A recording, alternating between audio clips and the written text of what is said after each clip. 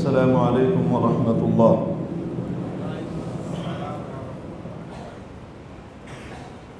الحمد لله وكفى وسلام على عباده الذين اصطفى أما بعد.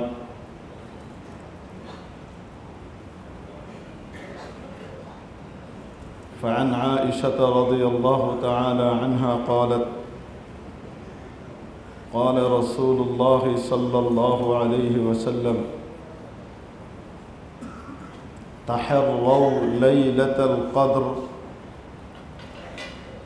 في الوتر من العشر الأواخر من رمضان،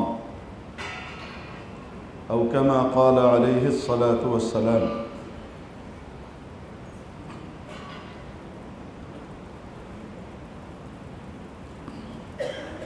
قابل صد احترام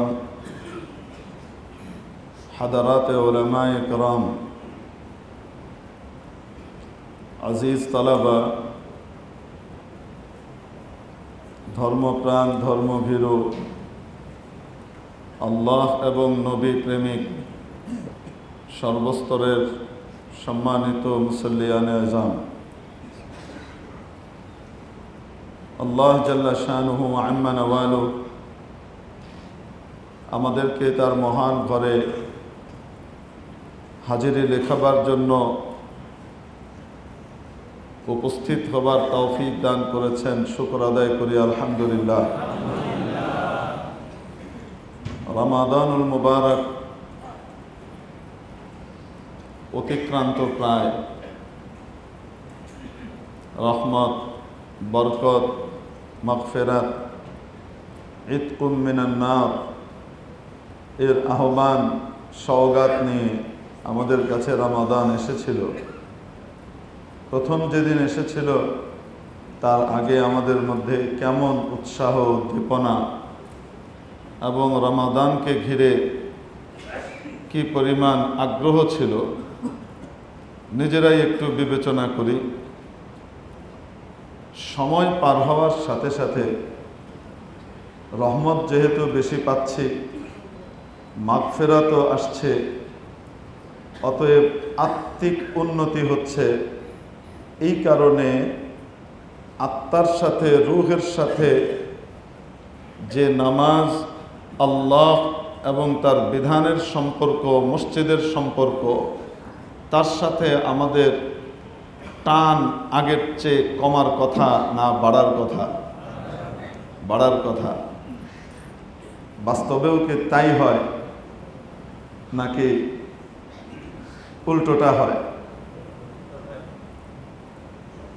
আল্লাহ পাক আপনাকে আমাকে যে সেই টান ধরে রাখবার এবং উত্তরোত্তর আগ্রহ, আল্লাহ, নামাজ, রসুল, মসজিদ, শাআইরুল ইসলাম, ইসলামের শিআরগুলোর প্রতি আগ্রহ আর টান বাড়াবার তৌফিক দান করেছেন, এটা আল্লাহ পাকের অপার করুণা এবং অনুগ্রহ। আশা করা যায় যে আগ্রহ উদ্দীপনা নিয়ে আমরা এসেছিলাম, আল্লাহ পাক সেটাকে কবুল করেছেন এবং উত্তরোত্তর মাওলায়ে পাকের টান আর ভালোবাসার ভিতরে বৃদ্ধি দিয়েছেন।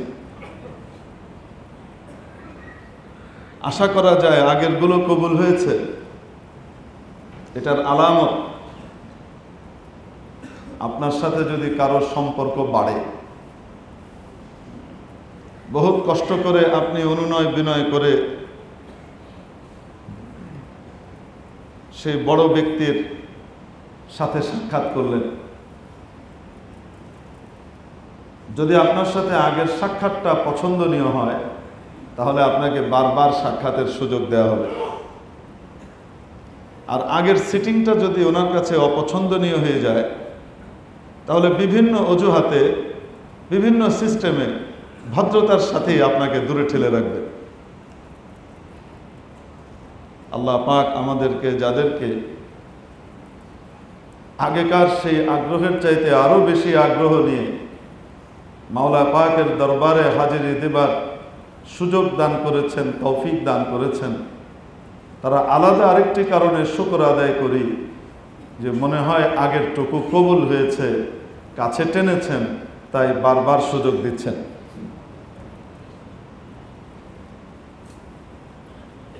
বলছিলাম, সাধারণ মুমিন মুসলমান প্রত্যেকের হৃদয়ে রমজান যখন আসে অদ্ভুত এক আলোড়ন তৈরি হয়, এবং সেই আলোড়নের কারণে সে আল্লাহর দিকে ধাবিত হয়। কিন্তু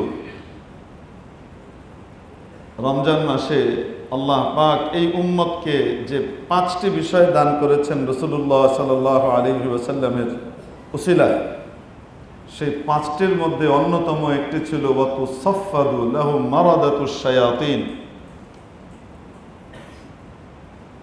দুষ্ট প্রকৃতির শয়তান, যেগুলো বড় বড় শয়তান, এদের সবাইকে বন্দী করে ফেলা হয়।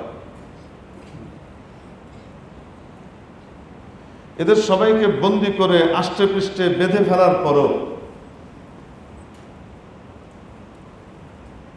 বড়গুলা বন্দী হলেও ছোটগুলা তো বাইরে থাকে, সেগুলা তার কাজ ঠিকই করে।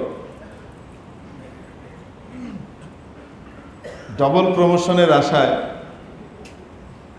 বড়রা যেহেতু আটকা, অতএব ছোটরা তাদের দায়িত্বগুলো পুরোপুরিভাবে পালন করতে চেষ্টা করে, যেন প্রেসিডিয়াম সদস্য ভবিষ্যতে হইতে পারে, মানে শয়তানের প্রেসিডিয়াম সদস্য যেন হইতে পারে। এটা আবার কি বললেন? হাদিস শরীফের মধ্যে এসেছে, রাসূল পাক সাল্লাল্লাহু আলাইহি সাল্লাম ইরশাদ করেন, শয়তান প্রত্যেক দিন সাগরের কোনো এক জায়গাতে তার বৈঠক বসায়। তার চেলা চামুন্ড এবং কর্মী বাহিনীদেরকে নিয়ে, বড় বড়দেরকে নিয়ে সে কি করে, সেখানে বৈঠকে বসে, এবং বসে গোটা পৃথিবীতে কোথায় কে কি কাজ আঞ্জাম দিয়েছে এটার জায়জা নেয় এবং এটার বিবরণ নেয়। তারপর আবার নতুন করে কিছু টিপস তার পক্ষ থেকে সে দেয়, যে কোথায় কি করতে হবে না করতে হবে। মোটামুটি একটা শান্ত পরিবেশ চলে এসেছে পৃথিবীতে, অতএব পৃথিবীটাকে আবার অশান্ত করতে হবে।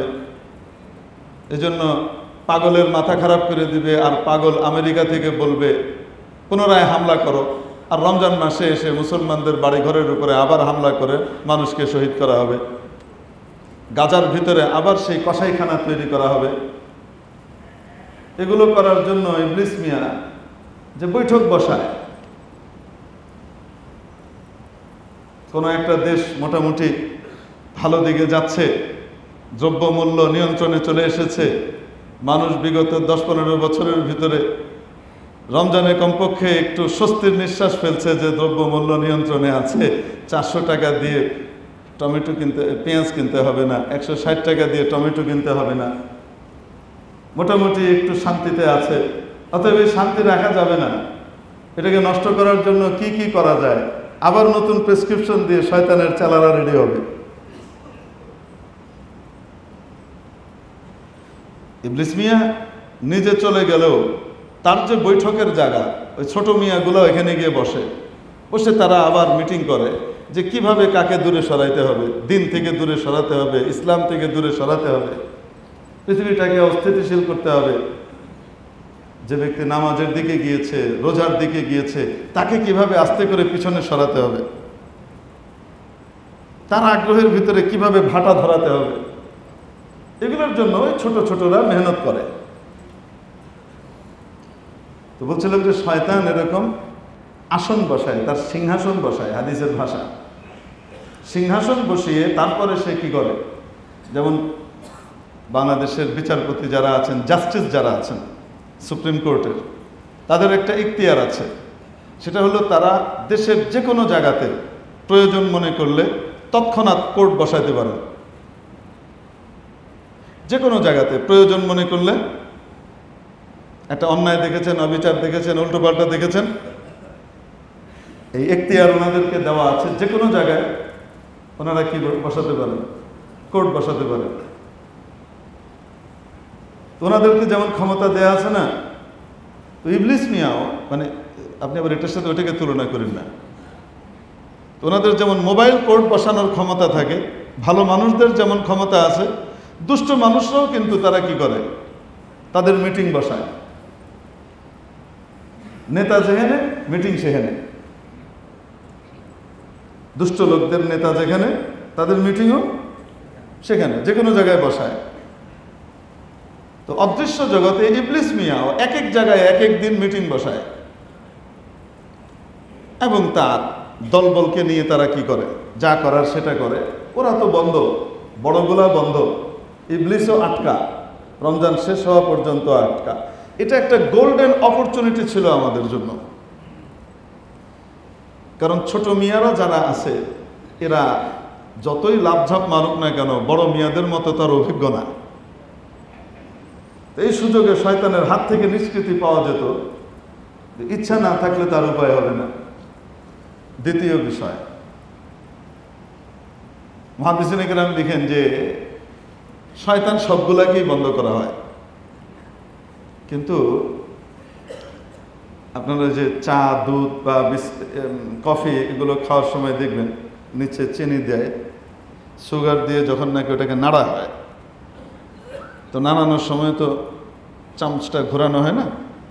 তো চামচটা ঘোরালে চামচটা যতক্ষণ নড়ে, কফি বা চা বা ওই তরল জিনিসটাও কি করতে থাকে, তার তালে তালে ঘুরতে থাকে। তো চা বা কফি তরল জিনিসটাকে ঘোরাচ্ছে কে? চামচ। কিন্তু দেখবেন চামচটা যখন আপনি প্রয়োজন শেষ করে উঠিয়ে নিয়েছেন, সাথে সাথেই কি ওটা থেমে যায়? ওই ঘূর্ণনটা, ওটা কি তৎক্ষণাৎ থেমে যায় না ঘুরতে থাকে? তো শয়তান মিয়া যে 11 মাস চাবি দিয়েছে, 11 মাস যে চক্কর কাটিয়েছে, এই 11 মাস চক্কর কাটানোর কারণে সে যখন বন্দী হয়ে যায়, তারপরেও অটোমেটিক তার ওই তালে তালে কিছু মানুষ কি করতে থাকে, ঘুরতে থাকে।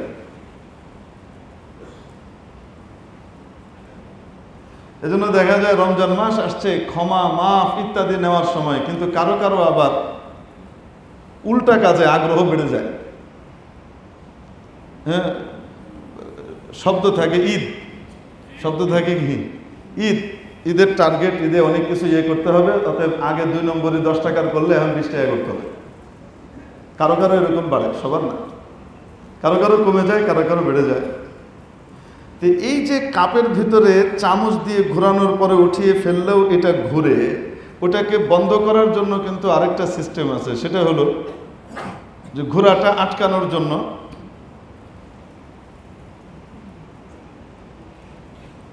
আপনি চামচকে যদি কি করেন, উল্টা দিকে একটু দিয়ে দেন, তাহলে সে কিন্তু হযবরল হয়ে থেমে যায়। তো যে সমস্ত মুসল্লিয়ানে কেরাম, যে সমস্ত ইমানদাররা রমজান মাসে শয়তান বন্ধ হয়ে যাওয়ার পরেও ওই অটোমেটিক ঘূর্ণনকে আটকিয়ে দেয় বিপুল পরিমাণ আত্মিক শক্তি দিয়ে, এবং কঠিন মনোবল দিয়ে সে নিয়ত করে ফেলে, এই রমজান এসেছে, গুনাহ করব না, ইবাদতে আমি আগে যেতে থাকব, আমার ইবাদত বাড়তে থাকবে, আল্লাহর অনুগ্রহের কাজগুলো বাড়তে থাকবে, নাফরমানিগুলো কমে যাবে। এটার জন্য সে কঠিনভাবে নিয়ত করে, এবং সেই নিয়ত করার পরে যারা এই ধরনের ভালো মানুষ তাদের সাহচর্য লাভ করে এবং তাদের সাথে উঠা বসা শুরু করে, তো শয়তানের এই ঘূর্ণনটা তাদের কারণে থেমে যায় এবং তারা দিন দিন আগে বাড়তে থাকে।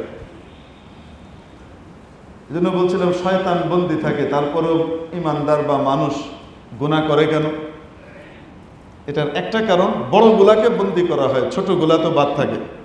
দ্বিতীয় কারণ যে না, সবগুলাই যদি বন্দী হয় তারপরেও ওই আগের রেশ কিছু রয়ে যায়। তৃতীয় কারণ মূল, ঘরের শত্রু বিভীষণ নিজের নফস, নিজের যে রিপু আর মন, সে কি করতে থাকে? তখন পরিচালিত করে। বলছিলাম রমাদানুল মুবারক যখন প্রথম আসলো, তখন কি পরিমাণ আগ্রহ উদ্দীপনা নিয়ে আমরা ইবাদতের দিকে ধাবিত হয়েছিলাম। আস্তে আস্তে আস্তে আস্তে কিন্তু কমা শুরু হলো।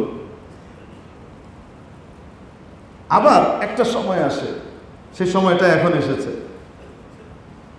যখন বুদ্ধিমানের মস্তিষ্কের ভিতরে নাড়া পড়ে, হায় কি পেয়েছিলাম, কি হারিয়ে ফেলছি, রমাদান চলে যাচ্ছে, 20 দিন চলে গেছে, 2/3 চলে গেছে, যেখানে আমি আমার জীবনের সবটুকু গড়তে পারতাম সেটা চলে গেছে, আর মাত্র 10 দিন আছে, এই 10 দিনকে কাজে লাগাবো। প্রথম রমজানের দিন যেরকম চেতনা নিয়ে ঝাঁপিয়ে পড়েছিল, আবার তারা নতুন করে রিয়েলাইজ করে এবং নতুন করে তারা উদ্দীপনা নিয়ে নতুন করে ইবাদতের ভিতরে আগাতে থাকে। এজন্যে আল্লাহ তাবারাক ওয়া তাআলা এই সমস্ত ব্যক্তিরা যারা কিছুক্ষণের জন্য ঢিল দিয়ে দেয়, সেই ঢিলটা যেন আবার সে ছেড়ে ফেলে, আলস্য ঝেড়ে ফেলে, নতুন করে যেন সে চাঙ্গা হয়ে আল্লাহর ইবাদতে নিজেকে মনোনিবেশ করে, বরং তার ভেতরে যেন এই অনুভূতি আসে, আগের 20 দিনে যা করতে পারি নাই সেটা সামনের 10 দিনে আমাকে পোষাতে হবে। এটার জন্য আগের চেয়ে তার আগ্রহ আরো বেড়ে যায়। এটা যেন তার মধ্যে আসে, আল্লাহ রাব্বুল আলামিন তার জন্য রমজানের শেষ দশকে বেশ কিছু অফার দিয়ে রেখেছেন, যে অফারগুলো অন্য সময় নাই। গোটা রমজানই তো অফারের, আল্লাহর পক্ষ থেকে নাও নাও নাও। স্পেশালি শেষ দশকটা হলো আলাদাভাবে কিছু অফার আছে, যে অফারগুলো অন্য সময় থাকে না। তার ভিতরে একটা হলো লাইলাতুল কদর। ইন্না আনজালনাহু ফি লাইলাতিল কদর ওয়া মা আদরাকা মা লাইলাতুল কদর লাইলাতুল কদরি খায়রুম মিন আলফি শাহর তানাজ্জালুল মালাইকাতু ওয়ার রূহু ফিহা বিইذনি রাব্বিহিম মিন কুল্লি আমর সালাম হিয়া হাত্তা মাতলাইল ফজর। লাইলাতুল কদর খায়রুম মিন আলফি শাহর, 1000 মাসের চেয়ে উত্তম এক রাত। আর সেই রাতটা কখন? নবী পাক সাল্লাল্লাহু তাআলা আলাইহি ওয়াসাল্লাম আম্মা জান আয়েশা সিদ্দিকা রাদিয়াল্লাহু তাআলা আনহা রিওয়ায়াত করেন, নবীজি সাল্লাল্লাহু আলাইহি ওয়াসাল্লাম ইরশাদ করলেন, তাহাররাউ লাইলাতুল কদর, লাইলাতুল কদরের পিছনে পড়ে যাও, লাইলাতুল কদরকে সর্বোচ্চ শক্তি দিয়ে খুঁজো, তালাশ করো। কখন? এই প্রশ্নটা আসে কি আসে না? কখন? ফাঁকে আরেক হাদিস বলি। হযরত আবু যর গিফারি রাদিয়াল্লাহু তাআলা আনহু বলেন, রাসূল পাক সাল্লাল্লাহু আলাইহি সাল্লাম একবার লাইলাতুল কদর নিয়ে আলোচনা করছিলেন। তো আমি জানতে চাইলাম, ইয়া রাসূলুল্লাহ, লাইলাতুল কদর কখন পাওয়া যাবে? তো নবীজি সাল্লাল্লাহু আলাইহি সাল্লাম বললেন, প্রথম দশক আর শেষ দশকে তালাশ করো। প্রথম দশক আর শেষ দশকে তালাশ করো। এরপরে রাসূল সাল্লাল্লাহু আলাইহি সাল্লাম আবার অন্য কথায় মগ্ন হয়ে গেলেন, মানে অন্য বিষয়ে চলে গেলেন। এর ভিতরে আমি আবার তককে তককে থাকলাম, আরেকটু স্পেসিফিকলি পাওয়া যায় কিনা। যখন রাসূলুল্লাহ সাল্লাল্লাহু আলাইহি ওয়াসাল্লাম কথার মাঝখানে একটু সুযোগ পেলাম, তো আমি আবার ওই পুরনো প্রসঙ্গ টেনে আনলাম, ইয়া রাসূলুল্লাহ একটু আলামত তো বলে দেন, মানে দশকের কোন অংশে, শুরু অংশে না শেষ অংশে? হযরত আবু যর গিফারি রাদিয়াল্লাহু আনহু বলেন, রাসূলুল্লাহ সাল্লাল্লাহু আলাইহি ওয়াসাল্লাম আমার উপরে এত নারাজ হলেন, লাম ইয়াগদাব ক্বাবলাহু মিছলা ওয়ালা ইয়াগদাব বা'দাহু মিছলা। এই দরজায় হলো না, আগে কোনোদিন এরকম রাগ করেছেন না পরে কোনোদিন করেছেন। ওয়ালাম ইয়াগদাব বা'দাহু মিছলা, আগেও কোনোদিন এরকম রাগ করেননি, পরেও কোনোদিন এরকম রাগ করেননি। এত রাগ করলেন আমার উপরে। আরে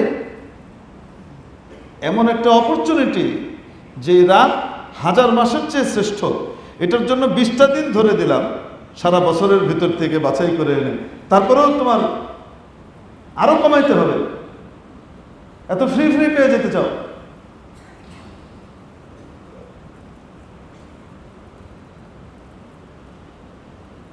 এরপরে বললেন শেষ 7 রাতে তালাশ করো। রাগ করে টরে তারপরে আবার সান্ত্বনা দিলেন, কি করো? শেষ 7 দিনের ভিতরে, শেষ 7 দিনে কি করো? তালাশ করো। তো প্রথম দশক, শেষ দশক এর ভিতর থেকে এসে কোন জায়গায় পড়লো? শেষ 7 দিনে এসে পড়ল। এই লাইলাতুল কদর পাবার জন্য যেন কদরের রজনীটা পরিপূর্ণ আমি পেয়ে যাই এবং একটা মুহূর্ত সময় ইবাদতের বাইরে না যায়। ঘরের বাইরে থাকলে, মানে মসজিদের বাইরে থাকলে, নিজের ঘরে টরে ইত্যাদি জায়গায় বাইরে থাকলে বিভিন্ন ব্যস্ততা থাকে।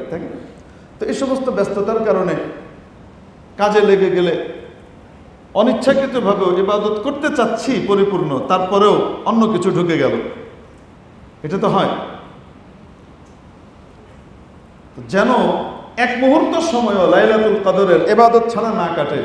এজন্য রাসূলুল্লাহ সাল্লাল্লাহু আলাইহি সাল্লাম রমজান মাসে ইতিকাফ শুরু করলেন। একবার প্রথম 10 দিন ইতিকাফ করলেন। প্রথম সবাইকে বললেন আমি 10 দিন ইতিকাফ করব বলে প্রথম দশক ইতিকাফ করলেন। মনে রাখতে হবে, ইতিকাফকারী যখন মসজিদের ভিতরে ইতিকাফের নিয়তে ঢুকে যায়, তার সমস্ত কাজ ইবাদত হয়ে যায়। তার প্রতিটা মুহূর্ত ইবাদতের ভিতরে লেখা হয়। আল্লাহর রাস্তায় তার সময়টাকে লেখা হতে থাকে।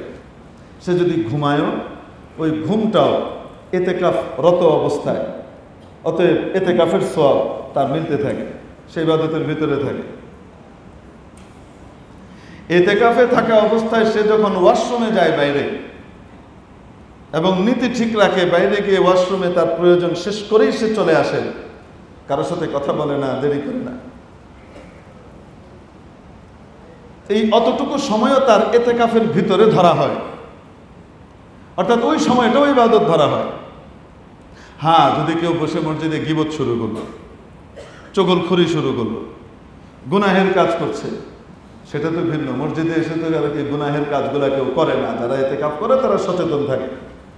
তো নবীজি সাল্লাল্লাহু আলাইহি ওয়াসাল্লাম প্রথম 10 দিন ইতিকাফ করলেন। এরপরে বললেন আমি আরো 10 দিন করব। তো সাথে সাহাবীরা তারাও ইতিকাফ করলেন। দ্বিতীয় দশক শেষ হওয়ার পরে নবীজি যে তুর্কি তাঁবুর ভিতরে ছিলেন, অর্থাৎ মসজিদের ভিতরে নবীজির জন্য যে আলাদা একটা জায়গা করা হয়েছিল, সেখানে ঘেরাও দেওয়া, অন্য কেউ যেত না, এখানে নবীজি ইনফিরাদিভাবে আলাদাভাবে ওই জায়গাটায় থাকতেন। অন্যান্যরা সকলে পুরো মসজিদে ইতিকাফ করছে। তো ওই জায়গা থেকে নবীজি পর্দাটা ফাঁক করে মুখ বের করে বললেন সাহাবীদেরকে যে আমি শবে কদর পাবার আশায় প্রথম দশক ইতিকাফ করেছি, পাই নাই।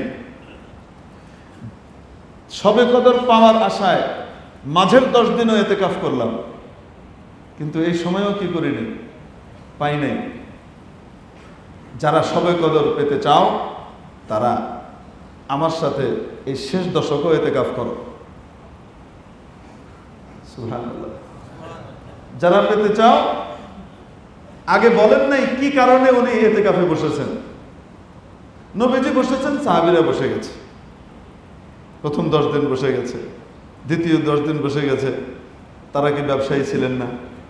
তাদের কি দুনিয়ার কাজ ছিল না? চাকরি বাকরি ছিল না? কত কিছু ছিল।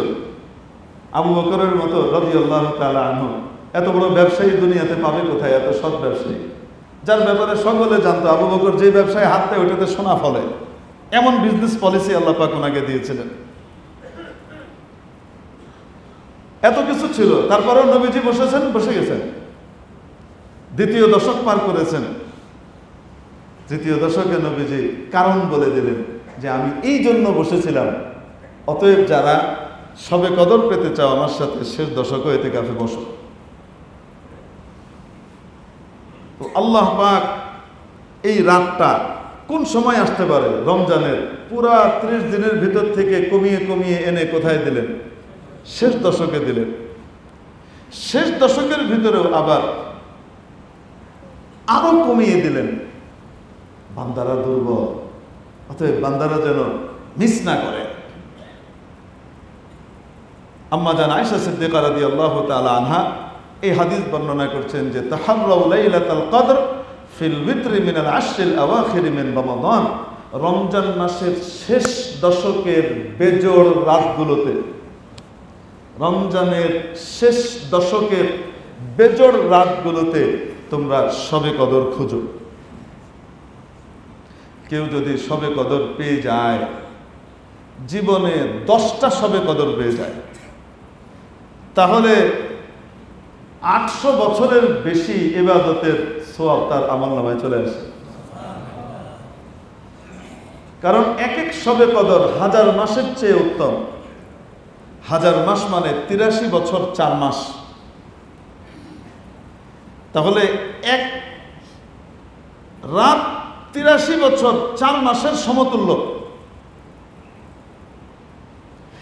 এই গোল্ডেন অপরচুনিটি আল্লাহ পাক আদম আলাইহিস সালাম থেকে শুরু করে হযরত ঈসা আলাইহিস সালাম পর্যন্ত যত নবী রাসূল এসেছেন, যত উম্মত দুনিয়াতে এসেছে, এই হাজার হাজার বছর এর মানুষজনের ভিতরে উম্মতদেরকে আল্লাহ দেন নাই। আল্লাহ পাক নবীজি মুহাম্মদুর রাসূলুল্লাহ সাল্লাল্লাহু আলাইহি সাল্লামের ব্যথা বেদনার প্রেক্ষিতে আমাদের জন্য সেটা দিয়ে দিয়েছেন। বিভিন্ন ঘটনা হাদিসে বর্ণিত আছে। একবার রাসূল পাক সাল্লাল্লাহু আলাইহি সাল্লাম 4 নবীর ঘটনা শোনালেন, যে এই 4 জন নবী হযরত জাকারিয়া, হযরত আইয়ুব, হযরত হিজকিল, হযরত ইউশা বিন নুন আলাইহিমুস সালাওয়াতু ওয়াত তাসলিম, এই 4 জন নবীর কথা আল্লাহ পাক বললেন যে এনারা টানা 80 বছর ইবাদত করেছে, এক মুহূর্তের জন্য অন্য দিকে ধ্যান দেন নাই। টানা কত বছর? 80 বছর আল্লাহর ইবাদত করেছেন। এক মুহূর্তের জন্য আল্লাহ ছাড়া অন্য কোনো দিকে ওনাদের মনকে দেনই নাই। আপনি কল্পনা করতে পারেন সাহাবায়ে কেরামের মধ্যে এক অদ্ভুত আগ্রহ পয়দা হলো। আল্লাহর নবী, নবীদের তো এমনি সম্মান, গুনাহ খাতা তো আল্লাহ করতেই দেন না, নিজে নিয়ন্ত্রণ করেন যেন গুনাহ খাতা না হয়, তারপরও এত ইবাদত, আমাদের কি হবে? এই এক অবস্থা তৈরি হলো। পাশাপাশি আরেকটা ঘটনা আসলো। রাসূল পাক সাল্লাল্লাহু তাআলা আলাইহি ওয়াসাল্লাম বললেন, আগেকার উম্মতরা এরকম লম্বা লম্বা সময় বাঁচত, লম্বা সময় ইবাদত করত।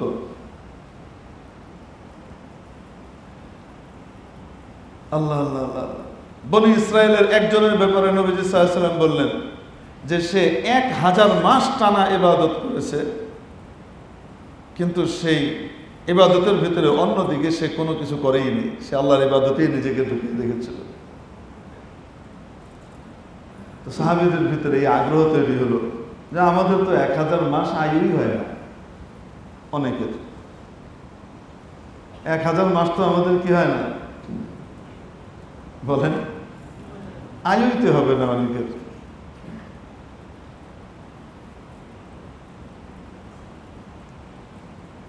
তো রাসূলুল্লাহ সাল্লাল্লাহু আলাইহি সাল্লামের ভেতরে যে অস্থিরতা দেখা দিল যে উম্মত, আমার উম্মতকে আমাদের দিন পিছিয়ে যাবে। আগেকার উম্মতরা শত শত বছর বেঁচেছে, শত শত বছরের ইবাদত নিয়ে আসবে, আমার উম্মত পিছিয়ে যাবে। আল্লাহ তাবারক ওয়া তাআলা এই সমস্ত ঘটনাগুলোকে কেন্দ্র করে একসাথে সূরাতুল কদর নাজিল করে দিলেন এবং দিয়ে বললেন, বছরে একবার করে দিব এই রাতটা। এই রাতটা যদি শুধু ধরতে পারে তাইলে 1000 মাসের চাইতে উত্তম ইবাদত পেয়ে যাবে। এবং সেই রাতটা কোথায়? নবীজি বলে দিলেন শেষ দশকে। কি বলেছেন? শেষ দশকের বেজোড় রাতগুলোতে তালাশ করো। শেষ দশকের, তাহলে দশক হইতে হলে কি লাগে? 10 লাগে। দশক হইতে হলে কি লাগে? 10 লাগে। এজন্য আল্লামা ইবনে হাজম জাহিরি রহমতুল্লাহ আলাইহির মত হলো যে যেহেতু শেষ থেকে বলেছেন নবীজি, অতএব 10 দিন শেষ থেকে গুনাহ শুরু করতে হবে। 10 দিনটা গুনাহ হবে কখন থেকে? শেষ থেকে। অতএব মাস যদি 30-এ হয় তাহলে শেষ দশক শুরু হবে 21 থেকে। আর যদি মাস 29-এ হয় তাহলে শেষ 10 দিন শুরু হবে কোত্থেকে? 20 থেকে। অতএব বেজোড় রাত তখন কি হয়ে যাবে? 20, 22, এভাবে তখন কি হবে? 1, 2, 1, 3, 5, 7, 9, শেষ দশক। তো তখন ওখান থেকে শুরু হবে, 20 থেকে শুরু হয়ে যাবে। বুঝতে পেরেছি? যদিও অধিকাংশ মুহাদ্দিসিন ইকরাম, মুফাসসিরিন ইকরামের মত এটা নয়, বরং তাদের মত ওইটাই যে শেষ দশক মানে 20 তারিখের পর থেকেই কি হবে? শুরু হবে। কিন্তু হতে পারে কি পারে না? এই মতটাও তো হতে পারে। এখন মনে করেন যদি 20 তারিখ থেকে আমাদের শেষ দশক শুরু হলো, 2 দশক পার হয়েছে, শেষ দশক। 20-এর পরে আজকে 20 তারিখ, আগামীকাল 21, তাহলে 21, 22, 23, 24, 25, 26, 27, 28, 29, 30, বেজোড় রাত আসবে 21, 23, 25, 27, 29। আর যদি মনে করেন ওই মতটা ধরা হয় তাহলে শেষ দশক, আর যদি মাস 29-এ হয় তাহলে শুরু হবে কোত্থেকে? 20 হবে 1, তাহলে 20-এর রাত, 22-এর রাত, 24-এর রাত, 26-এর রাত, 28-এর রাত। বুঝতে পেরেছি? অধমের ছোট্ট মত হলো দুইটাই হইতে পারে, কারণ শবে কদর যে আল্লাহ পাক দেন ওইটা তো এক রাত্রেই দেন, ঠিক না? অথচ আল্লাহ পাক নিজেই গোটা পৃথিবীকে 2 ভাগে ভাগ করে রেখেছেন চাঁদের দিক থেকে। এক ভাগে চাঁদ একদিন আগে উঠে, এক ভাগে একদিন পরে উঠে। এক ভাগে পূর্ণিমা একদিন আগে হয়, এক ভাগে পূর্ণিমা একদিন। হুজুর তাহলে একদিনে আমরা ঈদ করি না কেন? পারি না, কারণ রাসূল সাল্লাল্লাহু আলাইহি সাল্লাম এখানে আবার অন্য বিষয় জুড়ে দিয়েছেন, বলেছেন সুমু লিরুয়াতিহি ওয়া আফতিরু লিরুয়াতিহি। চাঁদ দেখা সাপেক্ষে রোজা শুরু করবে, চাঁদ দেখা সাপেক্ষে কি করবে? ঈদ করবে। এজন্য যেই অক্ষে, এটাকে অক্ষ বলে, এই চাঁদের যে 2টো ভাগ, যেই অক্ষে যেদিন চাঁদ দেখা যায় পুরো অক্ষবাসীর জন্য সেই দিন তার রমাদান শুরু হয়ে গেছে। পরের অক্ষবাসীর জন্য, অন্য অক্ষবাসীর জন্য পরের দিন রমাদান কি হবে? শুরু হবে। এক দলের একদিন আগে ঈদ হবে, এক দলের একদিন কি হবে? পরে ঈদ হবে।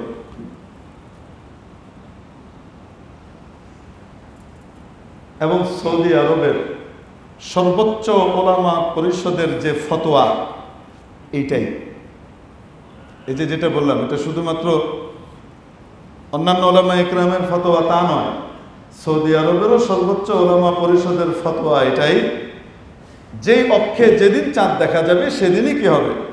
সেখানে রমাদান বা ঈদ হবে।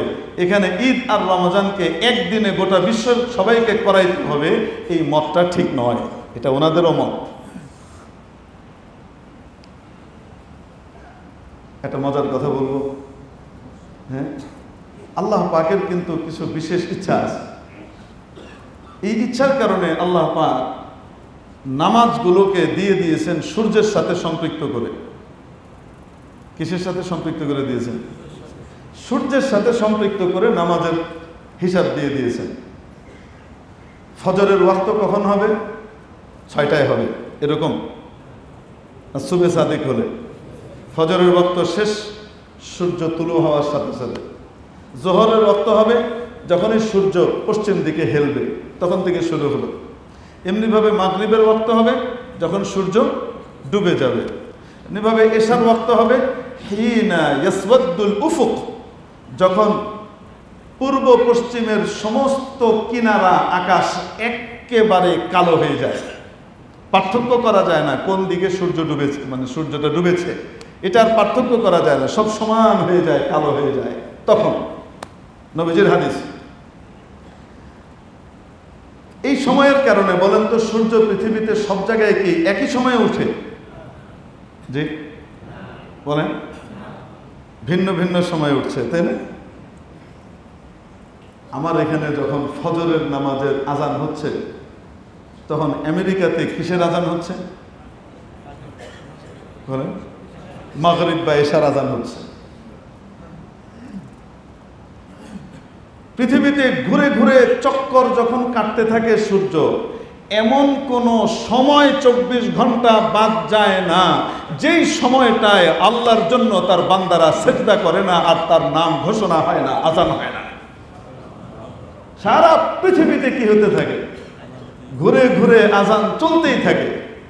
যদি একটা সময় ঠিক করে দিতেন যে সারা পৃথিবীর সমস্ত মানুষ এক সময়ে নামাজ পড়বে, তাওহীদুস সালাতি ফিল ফাজর, আল্লাহ চাইলে পারতেন না? সারা পৃথিবীর মানুষ একসাথে নামাজ আদায় করবে, তাহলে ইউনিটি কি কম হইতো না আরো বেশি হইতো?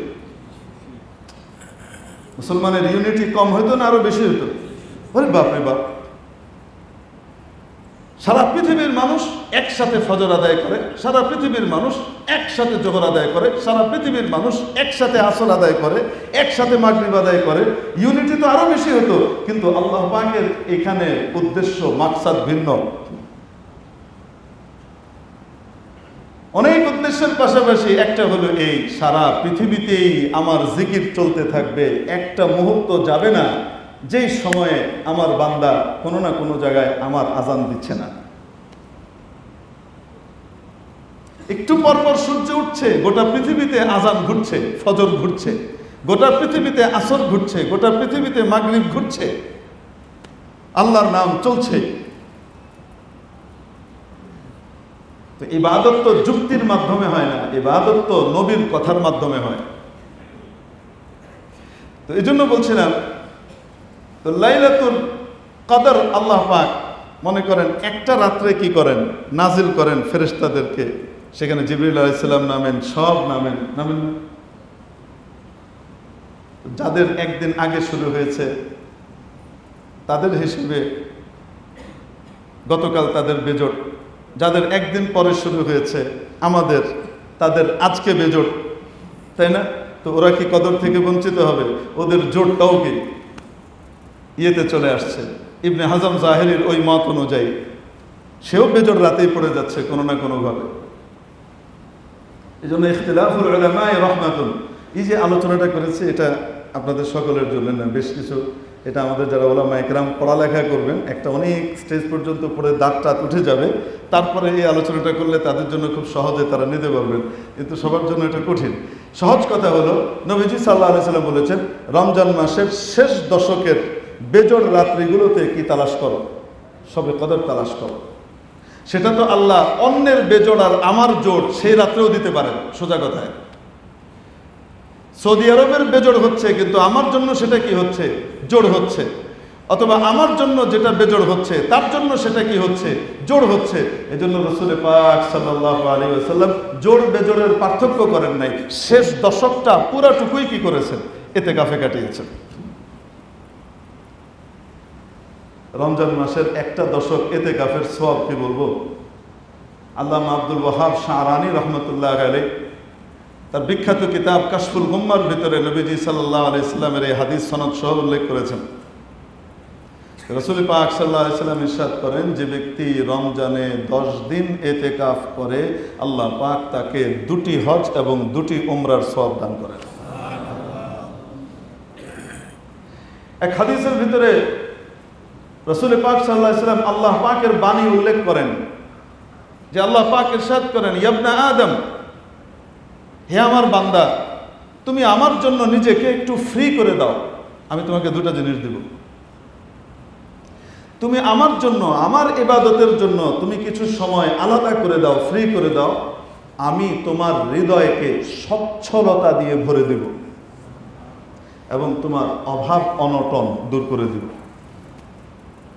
আর যদি তা না করো, তোমার হৃদয়কে আমি হাজার রকমের ব্যস্ততা আর পেরেশানি দিয়ে ভরে দিব, আর তোমার অভাব অনটন দূর করার দায়িত্ব আমি নেব না। দৈনন্দিন জীবনের পরিক্রমা যদি আমরা দেখি, আশপাশে তাকাই, তাহলে দেখব আল্লাহর জন্য যারা নিজেদেরকে আলাদা করে ফেলে, আল্লাহ পাক কিভাবে যেন তাদের দুনিয়ার কাজটাও করায় দেন। আবার তাদের ভিতরে এক অদ্ভুত শান্তিও বিরাজ করে। আর আল্লাহর জন্য যখন আমি সময় ফ্রি করতে পারবো না, সব কিছুতে সময় দিচ্ছি, শুধু আল্লাহর জন্য সময়টা অপশনাল, সাইড লাইনে। কিসের লাইনে? সাইড লাইনে। দেখবেন যাদের মধ্যে মহব্বত হয় না, এদের একটা শব্দ আছে, প্রিয় শব্দ, অভিমানের শব্দ, সেটা হলো টাইম পাস। এদের একটা শব্দ আছে, টাইম পাস। বেগম সাহেবের সাথে মহব্বত হয় না, আর কয় না কেন?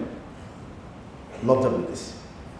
আর বেগম সাহেবের সাথে মহব্বত তাকওয়ার লক্ষণ। স্ত্রীর সাথে ভালোবাসা আর মহব্বত, এটা কিসের আলামত? তাকওয়ার আলামত। যে তার দিল দিমাগ, তার চোখ, তার অন্যান্য কিছুকে সে গুনাহ থেকে বাঁচাতে পারে, হালাল বৈধ জায়গাতে তার দৃষ্টি রয়েছে। এটা আমি বলছি না, আপনাদের বুয়েটের একজন বিখ্যাত প্রফেসর ছিলেন, প্রফেসর হামিদুর রহমান সাহেব রহমতুল্লাহ আলাইহি, বড় আল্লাহওয়ালা বুজুর্গ ছিলেন। দুইজন শেখের কাছ থেকে ইজাজত পেয়েছিলেন। হযরত হাফিজ হুজুর রহমতুল্লাহ আলাইহির খলিফা ছিলেন, হযরত হাফিজ রহমতুল্লাহ আলাইহির খলিফা ছিলেন, এবং হাজারো জেনারেল শিক্ষিত মানুষ ওনার হাত ধরে আল্লাহর পথে এসছে, দিনের পথে এসছে, সহিহ লাইন পেয়েছে, জাহান্নামের পথ ছেড়ে জান্নাতের পথে গিয়েছে, ধাবিত হয়েছে। ওনার মুখ থেকে শোনা উক্তি বলছি আমি। উনি বলতেন, স্ত্রীকে ভালোবাসা তাকওয়ার আলামত।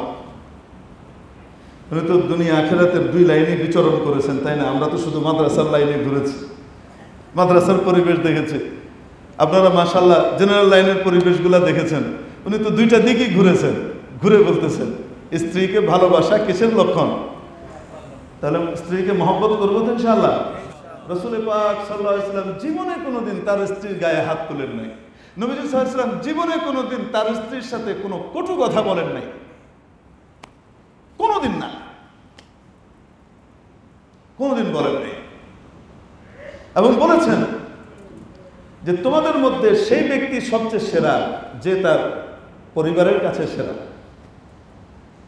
তার আহলের কাছে, তার স্ত্রীর কাছে সেরা, আর আমি তোমাদের মধ্যে আমার স্ত্রীদের কাছে সবচেয়ে বেশি সেরা। তারা চোখ বন্ধ করে আমার চেয়ে ভালো স্বামী দুনিয়াতে কল্পনাই করতে পারে না। স্ত্রীদের সাথে যদি আমরা সঠিক আচরণটা করতাম, তাদেরকে যেমন ভালোবাসা দরকার, তাদের হকটা যেভাবে রাখা দরকার, তাদের দুনিয়াটা যেমন আমরা সাজাই, অনেকে দুনিয়াটাও সাজায় না, কিন্তু সচেতন স্বামী, কেয়ারিং স্বামী দুনিয়াটা সাজায়।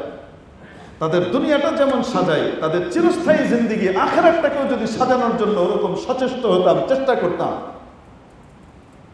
তাদের আখিরাতটাও যেন সুন্দর হয়, এটার দিকেও যদি আমরা প্রত্যেকে সচেষ্ট হতাম, দুনিয়ার দিক আখিরাতের দিক উভয় হক আদায় করতাম।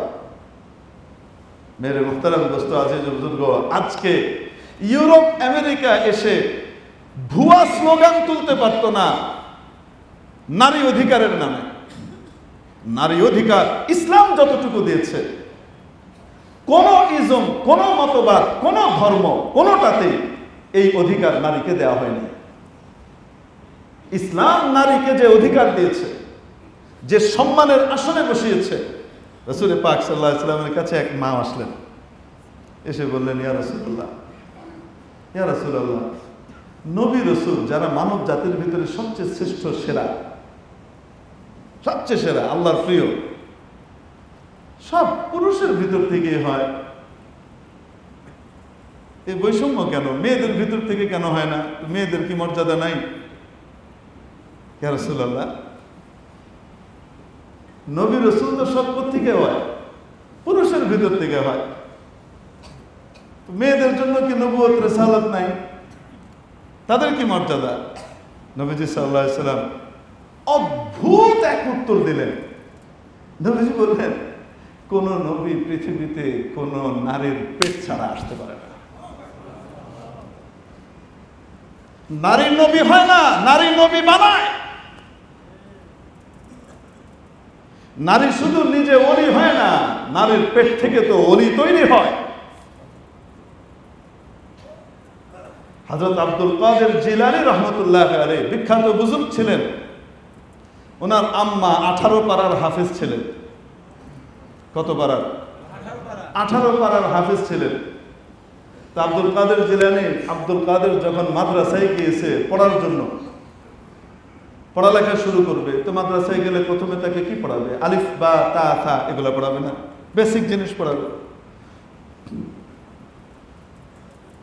তো যে আলিফ বা তা থা দিয়ে পড়াচ্ছে, আলিফ আ ও, সূরা ফাতিহা পড়াচ্ছে, এটা ওটা পড়াচ্ছে, দেখে এগুলো তার মুখস্থ। মা যেই কয় পারার হাফেজ ছিলেন, হাফেজা ছিলেন, আব্দুল কাদের ওই কয় পারার হাফেজ হয়ে গেছে। কিভাবে হাফেজ হয়েছে? আল্লাহু আকবার। মা উঠতে বসতে সারাদিন কাটছেন, কাপড় কাচ্ছেন, কাজ করছেন, বাড়ির ইয়ে করছেন, কোরআন শরীফ তেলাওয়াত করছেন, ঝাড়ু দিচ্ছেন, কোরআন শরীফ তেলাওয়াত করে, রান্না করে, নাড়ে, কোরআন শরীফ তেলাওয়াত করে। এই যে তেলাওয়াতের ভিতরে মা সময় কাটাচ্ছে, আর আব্দুল কাদের তো মা নেওটা মায়ের পিছন পিছন ঘুরে করে, ওই যে মায়ের কাছে শুনছে, শুনতে শুনতে শুনতে শুনতে শুনতে শুনতে 18 পারা হেফজ হয়ে গেছে, মাদ্রাসায় যায় না এখন। হযরত আল্লামা সৈয়দ আনোয়ার শাহ কাশ্মীরি রহমতুল্লাহ আলাইহি একদিন তার মাকে বলছেন যে আম্মা, আল্লাহ পাক আমাকে বিশাল এক নিয়ামত দিয়েছেন আম্মা, আমি কাউকে বলি না, কিন্তু আমি একটা বিশাল নিয়ামত পেয়েছি। আল্লামা আনোয়ার শাহ কাশ্মীরি রহমতুল্লাহ আলাইহিকে খাতামুল ফুকাহা ওয়াল মুহাদ্দিসিন বলা হতো। ফটোজেনিক মেমোরির অধিকারী ছিলেন। একবার কোনো কিছু পড়লে দেখলে সাথে সাথে এটা কি হয়ে যেত।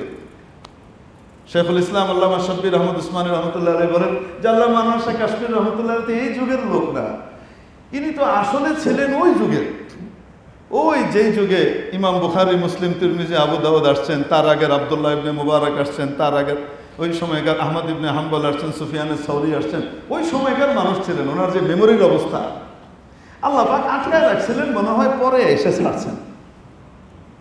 কারণ এই যুগে এরকম মেমোরির মানুষ পাওয়া খুব কঠিন। যা পড়তেন একবার মুখস্থ হয়ে যেত, আসলে বাস্তবেই ছিল। আল্লামা আনোয়ার শাহ কাশ্মীরি রহমতুল্লাহ আলাইহি বড় বুজুর্গ মানুষ। তো আম্মাকে বলছেন, আম্মা কাউকে বলি নাই, আপনাকে বলি যে আমার অদ্ভুত এক নিয়ামত আমি পেয়েছি আল্লাহর কাছ থেকে। কি নিয়ামত? যে আমি যখনই ঘুমাই রাসূলুল্লাহ সাল্লাল্লাহু আলাইহি ওয়াসাল্লামের সাথে আমার জিয়ারত হয়। আমি ঘুমাইলে রাসূল সাল্লাল্লাহু আলাইহি ওয়াসাল্লামকে আমি স্বপ্নে দেখি। আমরা কি স্বপ্নে দেখি আর ওনারা কি দেখেন? যাদের ধ্যান জ্ঞান চিন্তা ভাবনা, নবীর হাদিস, নবীর এলেম, নবীর ফিকির, নবীর সুন্নত, আল্লাহ পাক তাকে ওই নিয়ামত দিয়েছেন। কিরকম উন্নত দিলের অধিকারী ছিলেন। দারুল উলুম দেওবন্দে নওদারা আছে একটা জায়গা। শাইখুল হিন্দ আল্লামা মাহমুদ হাসান দেওবন্দি রহমতুল্লাহ আলাইহি, যিনি ইংরেজের বিরুদ্ধে লড়াই করতে গিয়ে ইংরেজ গ্রেপ্তার করে বৃদ্ধ বয়সে ওনাকে 4 বছর মাল্টার কারাগারে রেখেছিল। ইন্তেকালের পরে ওনার কোমর দেখা গেল, যখন ওনাকে গোসল দেওয়া হচ্ছিল, যারা গোসল দিয়েছে তারা অবাক হয়ে গেছে, কেন কোমরে কোনো গোশত নাই, পোড়া দাগ। কেন পোড়া দাগ, কিভাবে হলো কেউ জানতো না। তো সবাই বললেন, ওনার সবচেয়ে কাছের মানুষ ছিলেন শেখুল ইসলাম আল্লামা সৈয়দ হোসেন আহমদ মাদানী রহমতুল্লাহ আলাইহি, ওনাকে জিজ্ঞেস করা হোক। যখন জিজ্ঞেস করা হয়েছে উনি কেঁদে দিয়েছেন আর বলছেন, আমার উস্তাদজিকে মাল্টায় কারাগারে আমরা যখন একসাথে ছিলাম, এই বৃদ্ধ মানুষটাকে নিয়ে যেত ইংরেজ লোক, নিয়ে গিয়ে তারপরে ওনার কোমরে লোহা গরম করে ছেঁকা দেয়া হতো, গোশত পচে যেত, বলা হতো মাহমুদুল হাসান বল, মুচলেকা দে, যে এখান থেকে বের হওয়ার পরে ইংরেজের বিরোধিতা করব না, প্রত্যেক প্রভিন্সে তোমার জন্য অট্টালিকা তৈরি করে দেওয়া হবে, রাষ্ট্রীয় খরচে তোমার সমস্ত সফর ফ্রি করে দেওয়া হবে, তোমার যাবতীয় কিছু দেখা হবে, শুধুমাত্র একটা কথা, ইংরেজের বিরুদ্ধে তুমি কি করবা না, কথা বলবা না। এরকম নিয়ে ওনাকে ছেঁকা দেয়া হতো, যার কারণে ওস্তাদে মোহতারামের কোমরের এবং নিতম্বের গোশতগুলো গলে গলে গলে গলে গলে গলে ওগুলো দগদগে ঘা হয়ে যেত, ঘাটা শুকাতো, আবার দাগ দিত। আর ওনার শেষ কথা ছিল এই, আমাকে যদি হত্যা করে আগুনেও তোমরা পোড়াও, আর সেই পোড়ানো ছাইগুলোকে প্লেনে করে পৃথিবীর সমস্ত সাগরের মধ্যে তোমরা ছিটিয়ে দাও, তাহলে ওই ছাইয়ের কণা থেকে দখলদার ইংরেজের বিরুদ্ধে আওয়াজ উঠবে, আমি এখান থেকে ফিরব না। হযরত শাইখুল হিন্দ রহমতুল্লাহ আলাইহি 4 বছর পরে মুক্তি পেয়েছিলেন, এরপরে অল্প কিছুদিন বেঁচেছেন। তো দেওবন্দ মাদ্রাসার নওদারাতে হজরত বসতেন আসরের পরে। আর বড় বড় ওলামা ইকরাম, বিদগ্ধ হাদিস বিশারদ, ওনার শাগরিদ কারা যদি আপনি কিন্তু কল্পনা করেন তাহলে কল্পনাই করতে পারবেন না। হাকিমুল উম্মত মুজাদ্দিদুল মিল্লাত শাহ আশরাফ আলী থানভী, আল্লামা সৈয়দ আনোয়ার শাহ কাশ্মীরি, আল্লামা সৈয়দ হোসাইন আহমদ মাদানী, হযরত আল্লামা শব্বির আহমদ উসমানী, জফর আহমদ উসমানী, এই যে দুইজনের নাম নিলাম, তারা কারা আপনারা জানেনও না। যখন 47-এ ইংরেজ চলে গেল, দেশ কয়টা করে দিয়ে গেল? 2টা। তখন বাংলাদেশটা পূর্ব পাকিস্তান নামে পরিচিত ছিল, আর পাকিস্তান পশ্চিম পাকিস্তান নামে পরিচিত ছিল। 14ই আগস্ট 1947 সালে স্বাধীনতার পতাকা 190 বছর পর ইংরেজের কাছ থেকে যে স্বাধীনতা আমরা আবার ছিনিয়ে নিলাম, 1757-তে আমাদের স্বাধীনতার সূর্য অস্তমিত হয়েছিল, 1947-এ এসে আবার সেই স্বাধীনতা আমরা ফিরে পেলাম। স্বাধীনতার পতাকা পশ্চিম পাকিস্তানে উত্তোলন করেছিলেন শেখুল ইসলাম আল্লামা শব্বির আহমদ উসমানী, আর বাংলাদেশে, বর্তমান বাংলাদেশ পূর্ব পাকিস্তানে স্বাধীনতার পতাকা উত্তোলন করেছিলেন আল্লামা জফর আহমদ উসমানী রাহিমাহুল্লাহ। এনারা এই ব্যক্তিত্ব, এই সবাই হযরত আল্লামা শেখুল হিন্দ মাহমুদ হাসান দেওবন্দি রহমতুল্লাহ আলাইহির ছাত্র। উনি আসরের পরে বসতেন, সবাই যার যার প্রশ্ন আছে উত্থাপন করতেন, জটিল বিষয়গুলো উনি উদ্ধার করতেন। তো আনোয়ার শাহ কাশ্মীরি, আনোয়ার তখন ছাত্র, মাথার মধ্যে তেল দেয়। ওস্তাদের মাথায় কি দিতেন? আসরের পরে তেল দিয়ে মাথাটা বানিয়ে দিতেন। একদিন ওস্তাদ বলছেন, মিয়া আনোয়ার ক্যা বাত হ্যায়, সুকুন নেহি আ রাহা হ্যায়। আনোয়ার হৃদয়ের মধ্যে শান্তি পাচ্ছে না, আজকে কেমন যেন একটু অস্থির অস্থির লাগছে। আনোয়ার শাহ কাশ্মীরি তেল দেওয়া বাদ দিয়ে চট করে চলে গেলেন, অজু করে আসলেন, এসে আবার মাথায় তেল দিচ্ছেন। মাথায় হাত দেওয়ার সাথে সাথে বলছেন যে হ্যাঁ, আব বড়া সুকুন মাহসুস হো রাহা হ্যায়, এখন খুব ভালো লাগছে। কি ঘটনা? ছাত্র উস্তাদের মাথায় তেল দেন প্রতিদিন অজু সহ, আজকে অজু নাই। এই এতটুকু অবস্থা উস্তাদের দিলের ভিতরে আঘাত করছে। আল্লাহ পাক তাদেরকে কেমন অন্তর দিয়েছিলেন! আল্লাহু আকবার। আল্লাহ পাক আমাদের অন্তরটাও তাদের মতো বানিয়ে দেন, আমিন। তো এই আনোয়ার শাহ কাশ্মীরি, উনি বা কিভাবে বুঝলেন যে আজকে আমার ওযু নাই, তাই ওস্তাদের কি হচ্ছে, কষ্ট হচ্ছে? তো আনোয়ার শাহ কাশ্মীরি মাকে বলছেন, আম্মা আমি ঘুমালে এমন কোনো দিন যায় না যে আল্লাহর নবীর সাথে আমার জিয়ারত হয় না, স্বপ্ন দেখি। মা বলছেন, বেটা এটা শুধু তোমার কাজ মনে করো কেন? এটা তোমার না। শুনো, এমন কোনো সময় যায় নাই যে সময় তোমাকে আমি দুধ খাইয়েছি, তুমি কেঁদেছো আর যাই করেছো, আমি অজু ছাড়া তোমাকে দুধ খাওয়াইনি। সে রাত হোক আর দিন হোক, যখনই তোমাকে আমি স্তন দিয়েছি, আমি আগে অজু করে এসেছি, তারপরে স্তন তোমাকে দিয়েছি। অলি পয়দা হয়, আরেক অলি আর পেট থেকে পয়দা হয়। দুনিয়াতে কোনো নবী আসে নাই, নবীজি উত্তর দিচ্ছেন, নারীরা নবী হয় না, কারণ নবীদের দায়িত্ব অনেক। সেই দায়িত্ব শুধুমাত্র মর্যাদা দিলে তো হবে না, দায়িত্বেরও তো ব্যাপার আছে।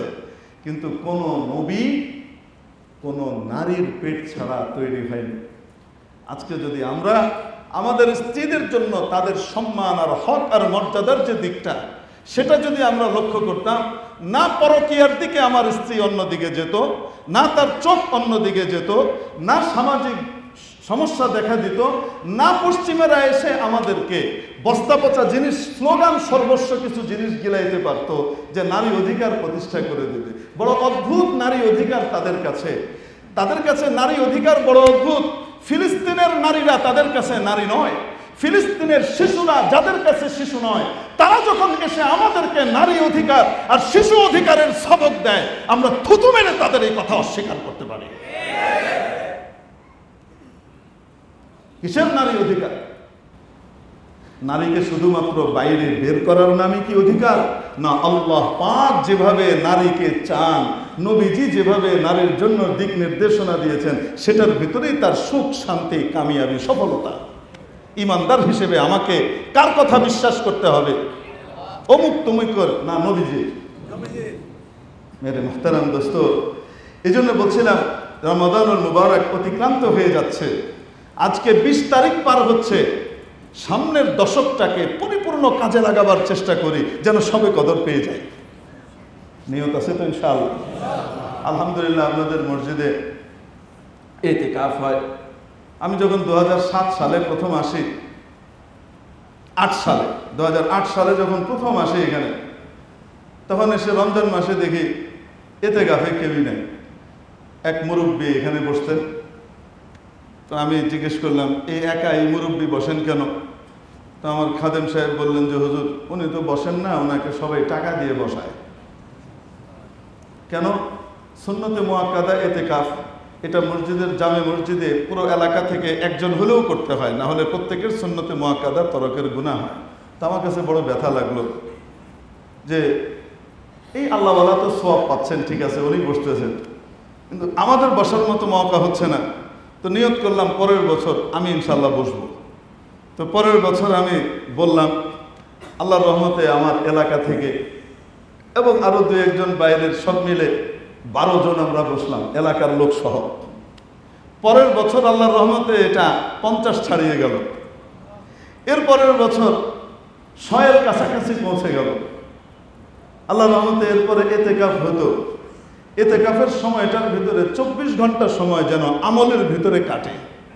এটার একটা সুনিপুণ ব্যবস্থাপনা আল্লাহর রহমতে আমাদের এখানে ছিল। অবস্থাটা এমন ছিল, যেই যুবক এখানে আসতো,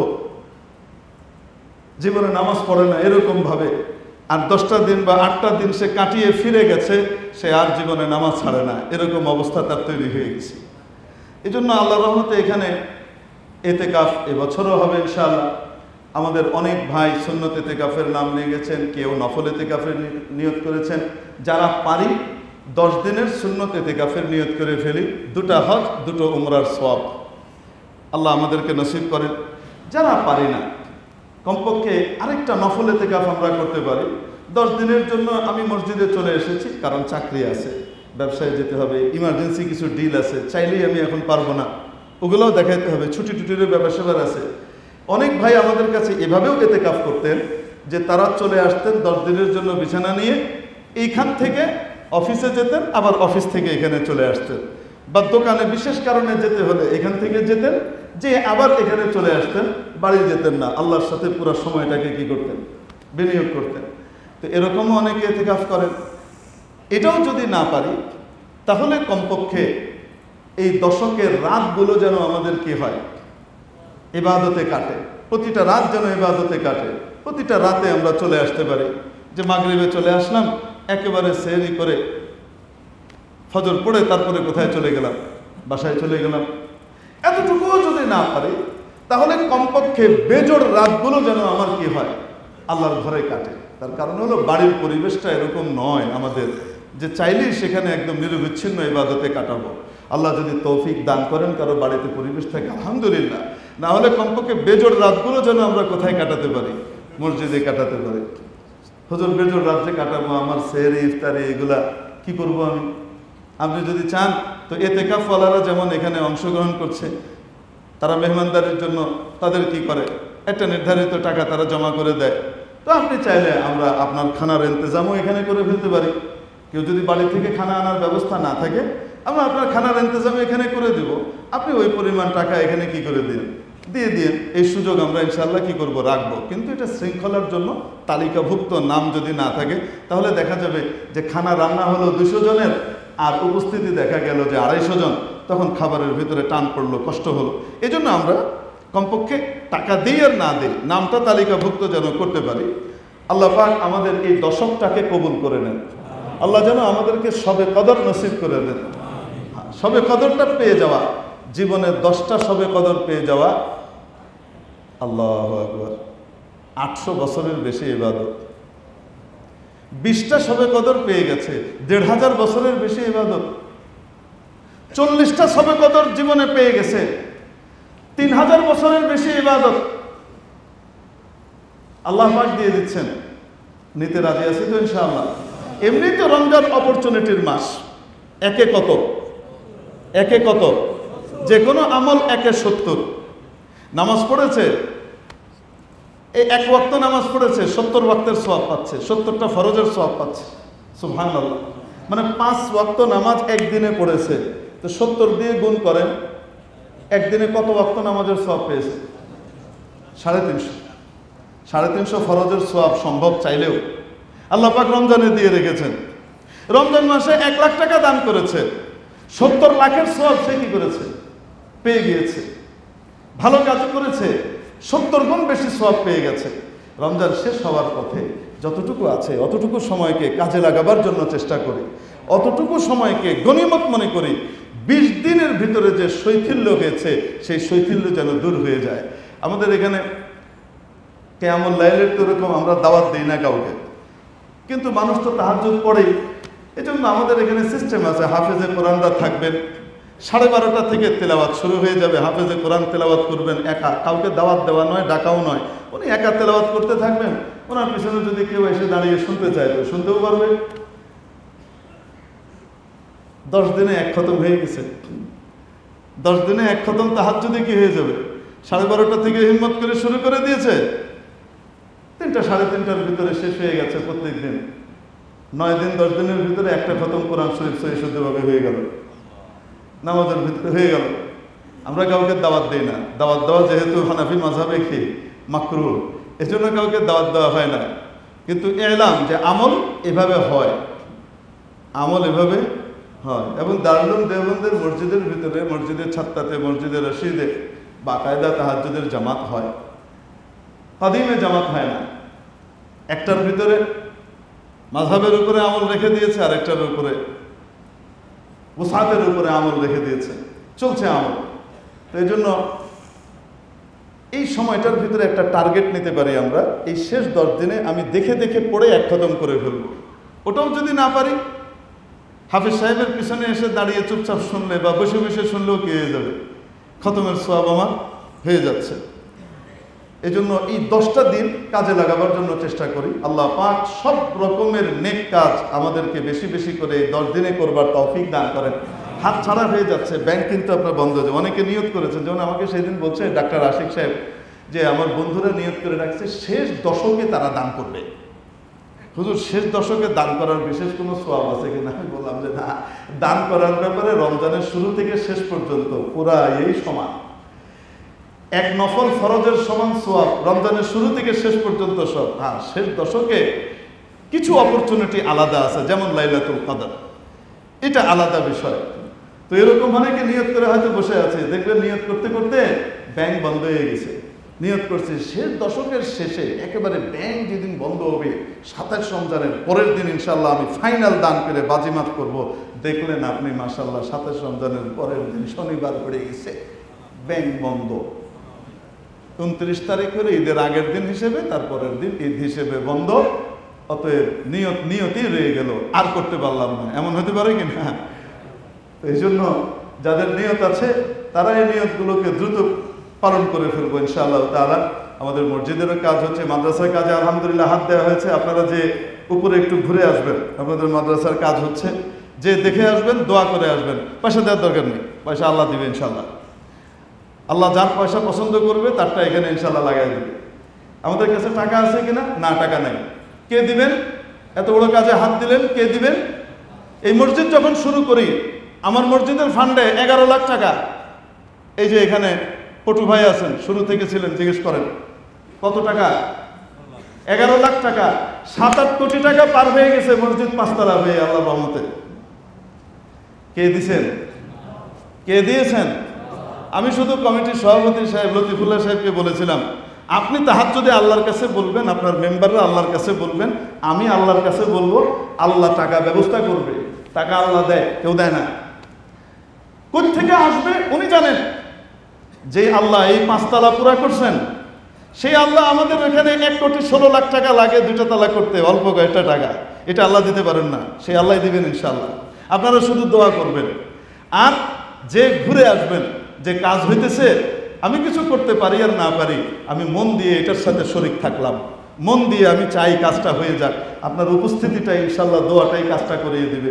আল্লাহ পাক আমাদেরকে সমস্ত ভালো কাজ বেশি বেশি করে করবার তৌফিক দান করেন। ওয়া আখিরু দাওয়ানা আলহামদুলিল্লাহি রাব্বিল আলামিন। 4 রাকাত ক্বাবলা জুমা সুন্নাত।